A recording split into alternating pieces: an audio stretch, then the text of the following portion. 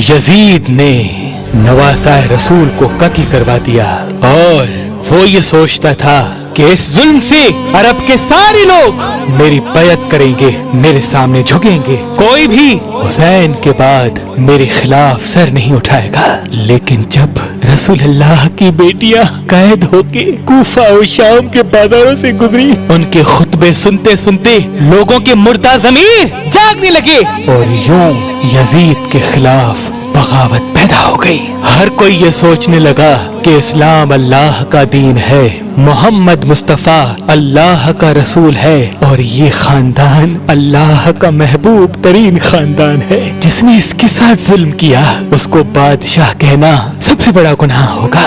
और यूं मदीने वालों ने यजीद की बैत से इनकार कर दिया।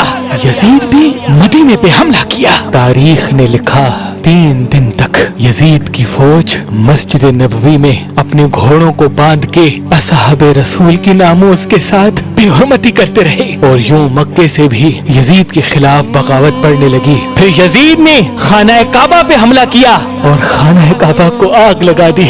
इस वाक़ये को वाक़या हिरा के नाम से आज भी याद किया जाता है। हर कोई यजीद पे लानत करता रहा, लेकिन यजीद किसी को अपने खिलाफ देखता तो उसका सर कलम करवा देता था। लेकिन अल्लाह की अदालत इंसाफ करती है। उन दिनों यजीद एक शदीद बीमारी में मुब्तला हो गया था। उसकी आंतें जलने लगी थीं। वहाँ के हकीम परेशान होने लगे थे कि ये कैसी बदतरीन बीमारी है कि तुम्हारा पेट अंदर से खत्म हो रहा है, जल रहा है। यजीद को इतनी प्यास लगती थी कि वो पानी के लिए तरसता था, लेकिन जब पानी पीता था तो वो ही पानी उसके पेट को जलाता था। वो अपना सर पीटता रहता था और उसके महल के लोग यजीद को देख के ये कहते थे कि ये अजाब हुसैन इब्ने अली को प्यासा रखने के बदौलत है। तो वक्त का बादशाह होते हुए भी पानी की एक बूंद के लिए तरसता है। इतने में यजीद ने अपने बेटे माविया को बुलाया और कहा कि ये बीमारी मेरी जान लेके छोड़ेगी।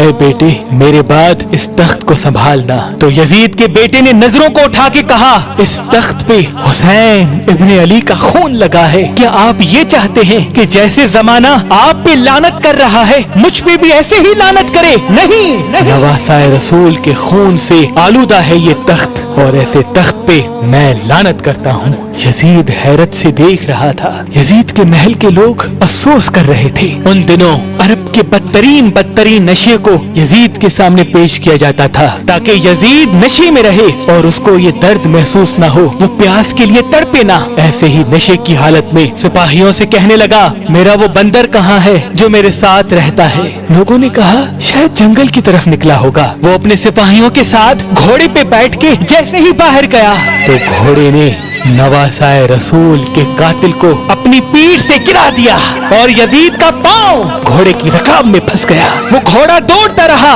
और यजीद जमीन पे गिरते गिरते उसका सर एक पत्थर से जा टकरा, लेकिन वो घोड़ा ना रुका, यहाँ तक कि उसका पूरा जिस्म पामाल होने लगा।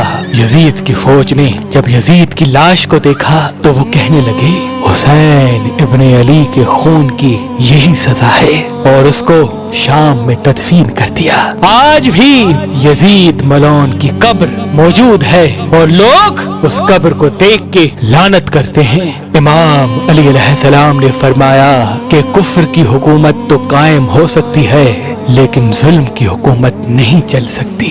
यजीद निशान इबरत बन गया कि इस जमीन पे जो भी जुल्म करेगा अल्लाह उसका नाम खत्म कर देगा और आने वाली नस्लों के लिए उसको निशान इबरत बना लेगा।